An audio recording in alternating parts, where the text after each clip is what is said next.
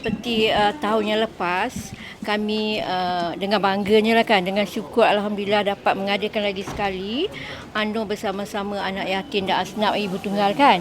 Yang kamilah sebagai orang kata orang tengah untuk menyalurkan sumbangan daripada pihak Afin Bank dan Bank Muamalat di mana Afin Bank telah dengan berbesar hati menyumbang kepada kami sebanyak 20,000 dan Bank Muamalat dengan jumlah 10,000 dan lain-lain. Untuk majlis malam ini kami yang mencari dana mencari dana dengan menjual table lah sebanyak kapasiti malam ni sebanyak 270 orang dengan ahli-ahli kami yang tak sampai pun 50 orang lagi belum sampai lagi 50 orang. Tapi kami memang rasa banggalah kerana kami boleh melakukan yang terbaik untuk tahun yang kedua.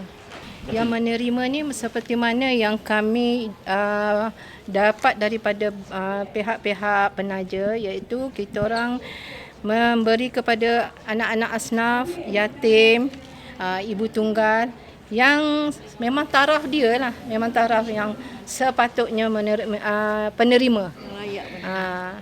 Okey. Anak-anak yatim tafiz asnaf 110 orang. Ibu tunggal ada dalam 12 orang.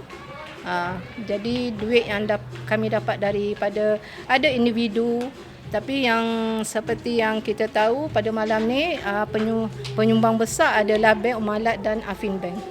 Juga CIMB Bank. Tak lupa juga CIMB Bank dalam last minute tu. Saya dapat apa kata orang daripada mereka lah. Memang kami Tahun kedua. Ini tahun kedua.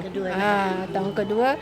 Jadi kami memang kalau ada kata orang kita dah setting tu dan ada dana, kita buat. Kita panjangkan. Kita menyampaikan. Itu adalah kata orang apa ni?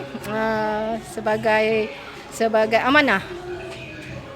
Tahunan kita banyak. Kita ada buat sekolah-sekolah, anak-anak sekolah Kembali yang ke sekolah.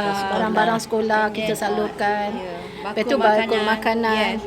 Kita untuk bakul makanan tahun lepas kita buat daripada stage negeri ke negeri. Kita pilih select wilayah, kita sumbang dalam 100. Selangor kita sumbang dalam 300. Macam itulah. Dan kita dana yang kami kumpul tu belum habis lagi untuk kami sumbangkan. InsyaAllah untuk tahun ni kami akan panjangkan semula lah. Ya, daripada pihak bank dan juga daripada pihak persendirian sendiri. Ahli-ahli kami. Ahli-ahli kami sendiri yang menyumbang. Kita bersatu, sama-sama bekerjasama, dan juga kita dapat daripada korporat-korporat luar lah. Ada juga YB pun bagi. Kami berharap untuk tahun-tahun yang akan datang, kami mungkin akan buat lebih gah daripada sinilah. Untuk menyampaikan sumbangan kami kepada mereka-mereka yang memerlukan, insya-Allah.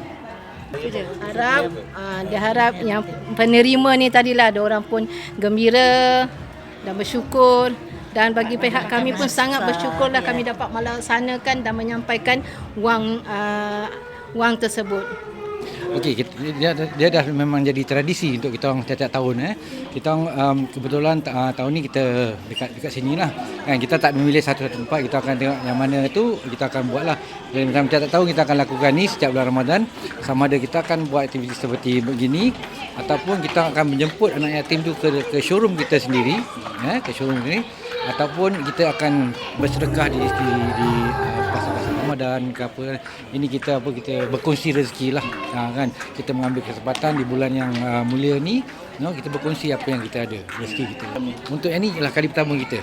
Kali pertama.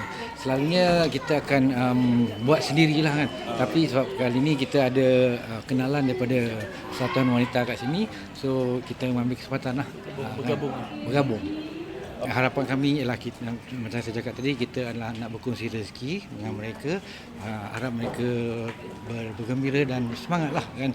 Sebab sumbangan kalau nak ikutkan sumbangan taklah besar mana kan. Tapi untuk kata sama-sama kita menikmati rezeki yang kita ada pada ni untuk dikongsikan bersama-sama kan. 20 orang, 10 lelaki, 10 perempuan. Daripada jumlah keseluruhan berapa puan? 107. 107 Lelaki 58, perempuan 51. Okay, Puan. Terima kasih pada Persatuan Wanita UMNO kerana beri sumbangan pada asrama kami lah.